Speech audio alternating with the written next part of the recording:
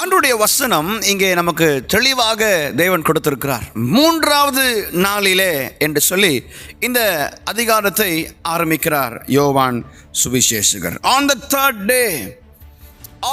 Third day, மூன்றாவது நாள் என்று நாம் பார்க்கும் பொழுது, வாசிக்கும் பொழுது நமக்கு நினைவு கூறுகிற இன்னொரு மூன்றாவது நாள் உண்டு. கிறிஸ்தவத்தின் அடித்தளமாகிய மூன்றாவது நாள், இயேசு கிறிஸ்து பிரசங்கித்து நிறைவேற்றின அந்த மூன்றாவது நாள்.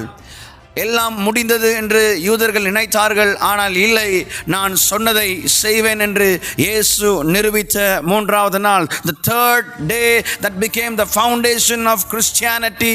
The third day that God promised that He will bring back His life. The third day that He said He will bring to life the temple that was destroyed. Hallelujah. இந்த ஆலயத்தை இடித்து போடுங்கள், மூன்றாவது நாளில் நான் கட்டி எழுப்புவேன் என்று சொல்லி வார்த்தை கொடுத்தாரே, அவருடைய உயிர்த்தெழுதலை நாம் பார்க்கிறோம். The third day signifies the resurrection of Jesus Christ. மூன்றாவது நாளிலே என்று நாம் வாசிக்கும் பொழுதே யோவான் இங்கே அதிகமாக நமக்கு ஆழமான சத்தியத்தை அந்த ஒரு வார்த்தையில் வைத்திருக்கிறார். The third day. இதை வாசிக்கும் போது கிறிஸ்தவர்களுக்கு ஒன்றை புரிந்து கொள்ள முடியும். மூன்றாவது நாளிலே ஒரு விசேஷத்தை கர்த்தர் செய்தார். அவருடைய மரணத்துக்கு பிறகு மட்டுமல்ல, அவருடைய ஊழியத்தின் ஆரம்பத்திலும் செய்கிறார். மூன்றாவது நாளிலே, the third day.